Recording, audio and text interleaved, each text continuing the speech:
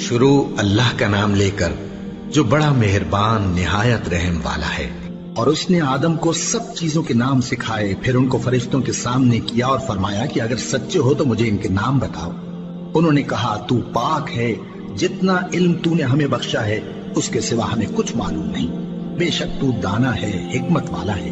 तब अल्लाह ने आदम को हुक्म दिया कि आदम, तुम इनको इन चीजों के नाम बताओ।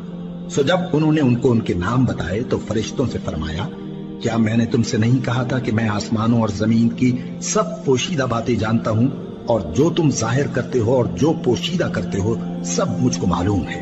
और जब हमने फरिश्तों को हुक्म दिया कि आदम के आगे सजदा करो तो वो सब सजदे में गिर पड़े, मगर शैतान ने इनकार किया और गुरूर में आकर काफिर बन गया। और हमने कहा कि ऐ आदम, तुम और तुम्हारी बीवी बहिश्त में रहो और जहां से चाहो बेरोक टोक खाओ पियो, लेकिन इस दरख्त के पास न जाना, नहीं तो जालिमों में हो जाओगे। फिर शैतान ने दोनों को उस दरख्त के बारे में फिसला दिया और जिस ऐशो निशात में थे उससे उनको निकलवा दिया। तब हमने हुक्म दिया कि बहिश्त बरी से चले जाओ, तुम एक दूसरे के दुश्मन हो, और तुम्हारे लिए जमीन में एक वक्त तक ठिकाना और माश मुकर्रर कर दिया गया है। फिर आदम ने अपने परवरदिगार से कुछ कलिमात सीखे और मुआफी मांगी तो उसने उनका कसूर मुआफ कर दिया। बेशक वो मुआफ करने वाला है, बड़ा मेहरबान है। हमने फरमाया कि तुम सब यहाँ से उतर जाओ, जब तुम्हारे पास मेरी तरफ से हिदायत पहुंचे तो उसकी पैरवी करना, कि जिन्होंने मेरी हिदायत की पैरवी की उनको न कुछ खौफ होगा और न वो गमनाक होंगे, और जिन्होंने उसको कबूल न किया और हमारी आयतों को झुटलाया वो दोज़ख में जाने वाले हैं और वो हमेशा उसमें रहेंगे। ए आले याकूब, मेरे वो एहसान याद करो जो मैंने तुम पर किए थे, और उस इकरार को पूरा करो जो तुमने मुझसे किया था। मैं उस इकरार को पूरा करूंगा जो मैंने तुमसे किया था, और मुझी से डरते रहो।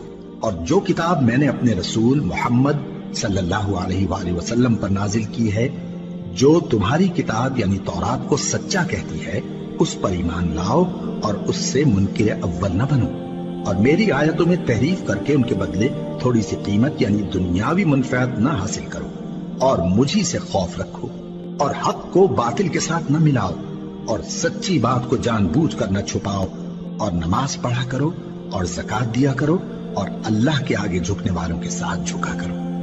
ये क्या अक्ल की बात है कि तुम लोगों को नेकी करने को कहते हो और अपने तईं फरामोश किए देते हो, हालांकि तुम अल्लाह की किताब भी पढ़ते हो। क्या तुम समझते नहीं? और रंज व तकलीफ में सब्र और नमाज से मदद लिया करो।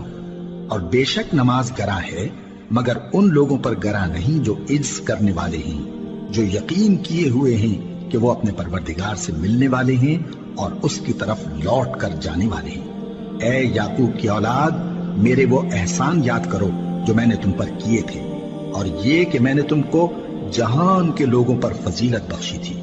और उस दिन से डरो जब कोई किसी के कुछ भी काम न आए, और न किसी की सिफारिश मंजूर की जाए, और न किसी से किसी तरह का बदला कबूल किया जाए, और न लोग किसी और तरह मदद हासिल कर सकें। और हमारे उन एहसानात को याद करो जब हमने तुमको कौम फिरौन से नजात बख्शी।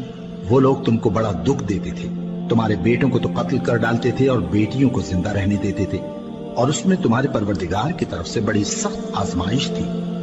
और जब हमने तुम्हारे लिए समंदर को फाड़ दिया, फिर तुमको तो नजात दी और फिरौन की कौम को गर्क कर दिया, और तुम देख रहे थे।